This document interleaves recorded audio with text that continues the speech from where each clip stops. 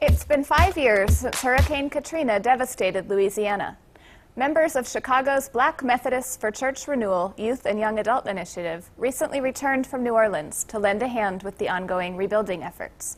To provide some impressions from their mission trip, we welcome Reverend Dwayne Grant, pastor of Resurrection United Methodist Church and chairman of the BMCR Youth and Young Adult Initiative, along with Jaquay Wilkerson from Resurrection Church and Jasmine Bailey from Mandel United Methodist Church. So tell us a little bit about this initiative, the Youth and Young Adult Initiative.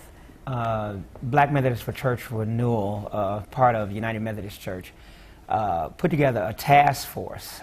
Actually, it was a youth initiative, but in putting it together, we also said that we also not just wanted to touch youth, but we also wanted to reach out to young adults, because we have young adults that also want to be engaged in ministry in the United Methodist Church. So we do that, and we're reaching out to youth and to young adults to keep them engaged and to keep them alive, because that's where really all of the power is coming from right now, from this generation. And what direction is this taking you in? Oh my God, it's taking me it's taking me in all sorts of directions. We're doing all sorts of things, you know, besides what we were doing with Katrina and going and helping out in New Orleans. We've been doing Christian cafes. We've been doing, we just got finished Friday doing a lock-in with 80+ young people. We're planning on doing a gospel explosion this year. Our plate is full, and we're just trying to re-energize young people. Terrific. What brought this particular group of young people together? This particular group that we're talking with today went on December 27th and January the 2nd to New Orleans to help out with and to aid the victims of Hurricane Katrina. A lot of folks down there are still, even though a lot of people think that things have been rebuilt, actually there are a lot of people still suffering down there and still trying to rebuild their homes and still are displaced from that whole catastrophe. And so we went down there to aid them. Jasmine and Jaquay, you were on this trip. Yeah. What kinds of things did you do?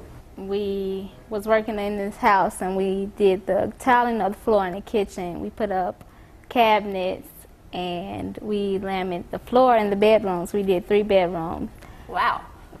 That sounds like heavy work. Yeah. Did you know how to do those things? I wouldn't know how to do those things. I knew how to do the tiling of the kitchen floor. Okay.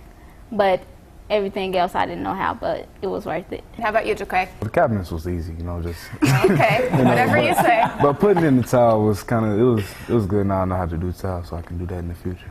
And what did you think from your time down there? Did it surprise you? Yeah, it surprised me, because it's like, it's so much work that needs to be done after 5 years, you know, so... Yeah. What made you want to go on this trip? For one, I have never been to New Orleans. Okay. And I was scared to maybe go down there the first time, but after seeing, like, I know it can change someone's life. Even though to me it may not seem that being in someone's home who is not there, but I know when that person comes back home, it made the person's life different. Mm-hmm. Some people may wonder how much a church youth group can make a difference. Giving up your Christmas and your New Year's break to go down and to help someone else, that's a Christmas present to them, you know what I'm saying? It's like just the simplest things, like she said, just putting down tiles and knowing that you're going to build something and be a part of something, and someone's going to have a home to go to. That was a great feeling to do. Did you get to meet any of the people from New Orleans? The particular group that I was over, we actually met the lady who lived in the home, and she came in, as a matter of fact, and she instantly started crying. Mm-hmm.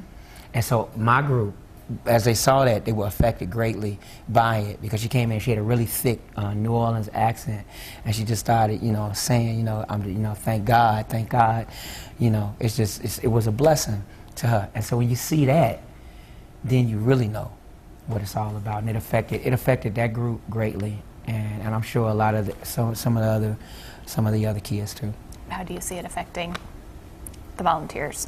Well, the prayer life and what it is that we do and all of those that went, because it was not only myself. You got to realize there were other pastors. There was Reverend Sir Chester Jackson. There was Reverend Carly Pigeon. There was youth minister Micah Briggs.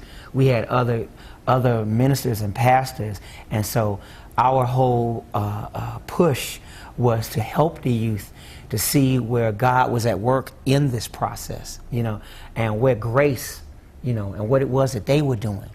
You know, so we had prayer. You know, there was more than us just working on stuff. We also had time to share together. We also had time to pray with one another. And for in my group, we prayed with the woman that came in. Oh, how neat.